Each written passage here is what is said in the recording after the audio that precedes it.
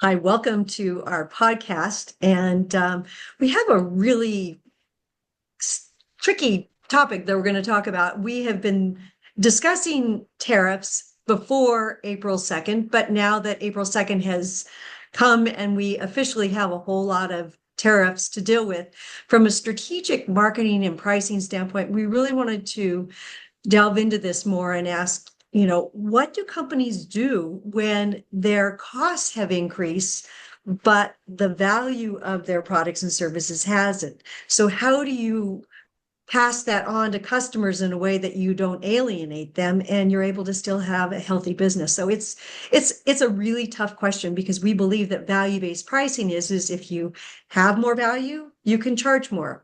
And if you have less value, you charge less. But we've never really been in quite this extreme of a situation where your costs are gone up a lot and your value is right where it was 2 days ago. So how do you address that without going out of business? So who wants to go first? Sean, thoughts? Well, I think that the thing about a tariff is it's a blunt instrument. It rises costs across the same sector. So you and your competition typically are having the same cost increase. So it's not as if you're suddenly at a disadvantage relative to your competition. You're just at a disadvantage in terms of your price value equation to the consumer. In other words, consumers might just choose to buy less of your product or your class of product because it's suddenly become more expensive relative to their earnings.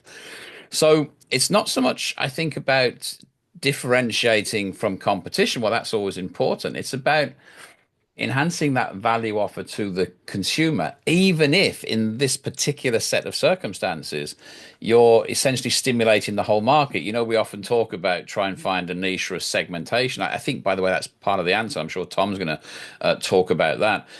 But broadly speaking, you've got to just make sure that you have the understanding of how consumers perceive the value of your product.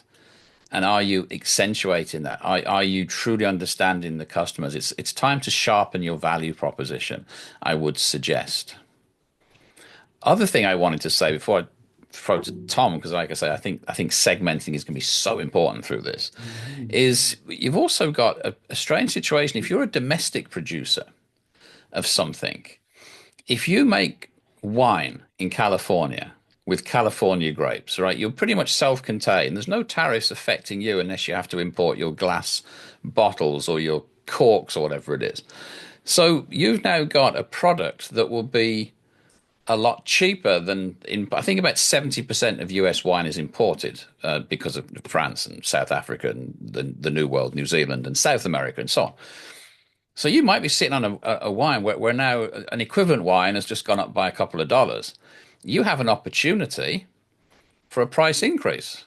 So not everyone is negatively affected. If you are a domestic producer and you don't have imports, you're going to see an inflationary environment. That's the sad fact of tariffs. They'll drive inflation, but that gives you a chance to actually increase your price. So there's winners and losers. I think there's more losers than winners because of the integrated nature of global supply chains. But don't forget, someone out there has the opportunity to increase prices without an increase in value just because they're relatively cheaper. So those are my two big thoughts. Yeah. All right, Well, Tom. well, I think the first thing you have to do, just to build on Sean's point before we talk about segmentation, is you have to really try to get a very clear assessment of where you stand vis-a-vis your competitors. Okay. Is your supply chain, are you fortunate enough that your supply chain is not as impacted as your competitors are, or are you on the other side of that equation? And what are you going to do about it? I mean, if you're on the good side of the equation, yeah, you might have the opportunity to take price, or maybe, you double down on what a great value you will continue to be, because you can maybe maintain the pricing that you have right now while everything else is relatively more expensive, and maybe you can play that comparison game. But what do you do if your prices are being raised by this? I think you've got to really sharpen the pencil on segmentation and do some of the things that we've talked about for a long time in our pricing classes, and they seem pretty straightforward. But judging by the reaction of people in those classes, not a lot of companies do that. And that is to kind of evaluate your value proposition vis-a-vis your different segments and maybe figure out, are there ways to either, and this is Mary talked about this in an article she wrote, raising value. Are there ways that you can maybe add some value to support your increased costs, without adding even more costs? Is there some ways you can do that? Or are there some things that you are doing right now that you can take away that might not be missed? And what we see in terms of, what you offer right now, I don't know what that would be. Is it some kind of packaging element? Is it some kind of, you know, supplemental element? Is it some kind of restricted servicing offering versus, a carte blanche 24/7 availability of service? I mean, you got to start looking at those things. But what most companies will do, and it'll be probably exactly wrong, is they will make those decisions on a blanket basis across their customer base and do the backwards equivalent of what we call lukewarm tea. They'll do the same thing for everybody. What I think the smart prices will do as they're trying to look for how to deal with these rising costs is they'll look at segment by segment and figure out, hey, what are the things that this segment won't miss? And what are and are those some things that might be missed by another segment? And maybe we can look at a different segment and tweak the value proposition appropriately, but looking for opportunities on a segment by segment basis, just because those segments are defined, at least in our parlance, by customer needs. And so based So on what we know about needs, how do we adjust the value proposition should be, I think, the key question here. yeah, I'm building on what you're saying, Tom. I think that's absolutely right. Because if you look at the segment needs, some of the ways that marketers can come up with different approaches is to bundle. For one segment, if they have a bundled offering, they're going to feel some of the effects of the price increase, but they're going to see the overall value of it. And that's what like Apple is doing, and even Starbucks. I saw them already starting to do it. They were bundling $9.99. You get a sandwich and your drink. So you just and that's right for some of the segments. Another thing that we're seeing is more like subscription based, where they're spreading out the costs across more. So, I might be pricing per unit for each pen, but now if I spread out and you're going to pay on a monthly basis, the cash flow isn't as bad to clients, especially if they're buying something over a period of time. And we're actually seeing Amazon do that already, subscription based, but that is a way to communicate value in a different way. What I think is interesting is Honeywell and Caterpillar, as an example, are just straight out communicating and pricing that there is this tariff surcharge. So they have the base price on their invoices, and then they say tariff surcharge, which is X. And I think one of the hard things, this topic is about tariffs. But the fact is that within the tariffs is a lot of uncertainty. We really don't know how much it is, so if you can build some kind of an agile or dynamic way of pricing into what you're doing, then it allows you to have your customers feel like they can still trust you. So in this case, if Caterpillar, if their surcharges go up 35% or down to 10%, the customers can see that they're passing on those surcharges pretty directly, and they're not trying to profit from it in any way. So I don't know. What do you guys think about that?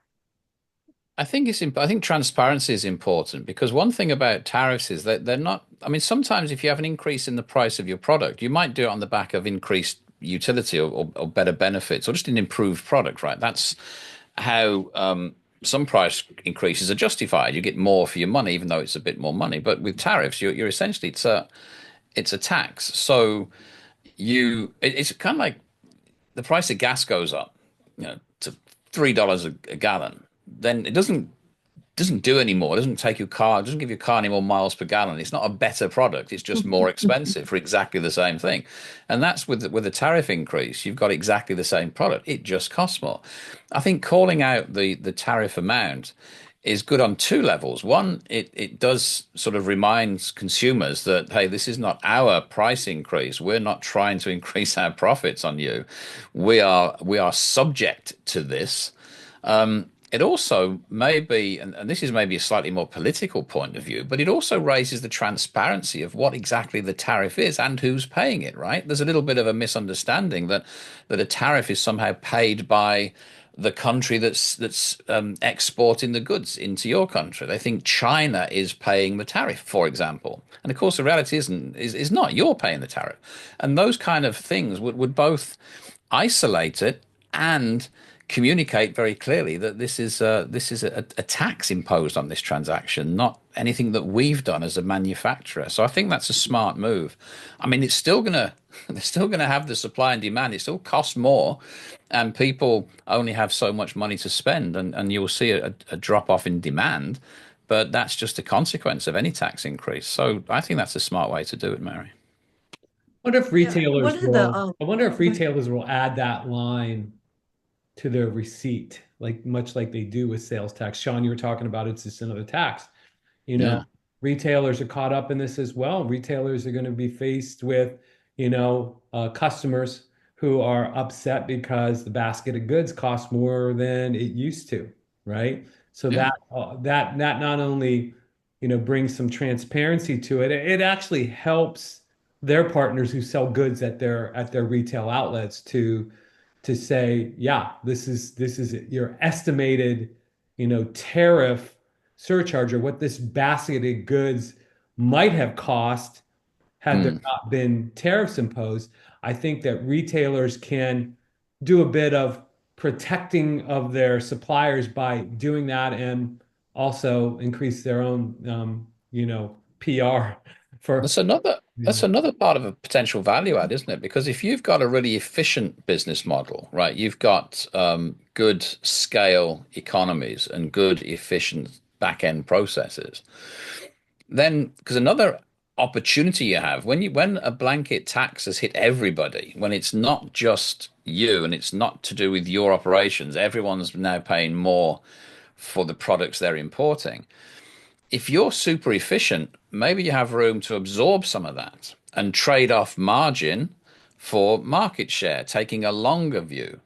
And if you decide to do that and you add that transparency level, then maybe you can say you've got your itemized bill, the goods are $200, sales tax is $20, and then you've got tariff addition is another $12. Maybe you can put yours in and say we're only passing on $6. We're absorbing some because we're that is another way to differentiate is to use your own efficiencies to absorb some of the costs and trade margin for a degree of market share and take the long view that when we get back to normality, because this is completely abnormal from the in terms of the past 50 years of global trade, then you'll be in a strong position. Maybe you have to ride out the storm or something like that.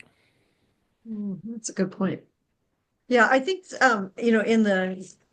in the theme of transparency and communication, one of the things that it seems that's going to be really important is, especially if you're in strategy, you have to go in and talk to the finance people and really figure that part out more than ever before. You've got to make finance your friend and sit down and say, what are our options for how much we can, offset or absorb or charge more. Market research is always good to see where your price sensitivity is. And then you need to bring in the salespeople. A lot, the B2B industries typically are communicating through salespeople. And unless the salespeople are equipped with a very good story about how to do it, it's not going to go well. It has to be where there's a sales script, there's a storyline that the salespeople for the different segments can say, you know, this is the price increase and this is how we're addressing it with you. So I think that that's a whole big topic in itself, you know, how to get the salespeople to make sure they're communicating, understanding it and communicating it in the right way.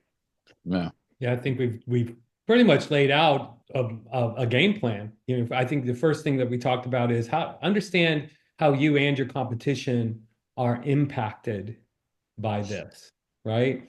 And you know how conservative or aggressive that you need to be. Decide on what your strategy is going to be. Then you start to look for, you know, how transparent can we be about this? Then I think you start to look at, you know, can segmentation allow us to kind of differ or vary the value proposition? Ultimately, what's our overall game plan? Are we going to be able to add value? Are we going to take away value? Are we going to do a combination of that vis-a-vis our competition? And then ultimately, to execute it, how are we going to arm our salespeople with the appropriate message that best articulates, you know, what we're doing? But I think we all agree that transparency is really got to be a part of your strategy. Yeah. Yeah. And Clarity, and agility. transparency. Yeah, transparency and agility, you know, because things are moving and they'll keep moving. So Yeah. Yeah. I And like your we're, summary. Go ahead, yeah, and John. we're probably going into a recession on the back of this. That's typically what happens with these things. So they've got to be ready for that too, because you will see a general collapse in demand, I would imagine. At least it's a much higher probability than it was a week ago. And that's something else you have to start thinking about is what's your capacity and where do you start to make? Sadly, you have to. I know we love the marketing, the front end, and the product and the positioning and all that good stuff, but realistically, you've also got to be start thinking about your capacity and your cost line and how you might manage that, right? Because that's another reality that will be coming along. So in the midst of all this, you've got to move quickly on the positive stuff because you'll soon maybe have to be looking at the cost more directly. No one likes doing that. That's the exact opposite of what we like to do. Well, we hope that as you are figuring out how to deal with the tariffs and how to, you know, work internally and externally, that some of the ideas that we're sharing with you spark some new ways of doing things. So good luck. Be well.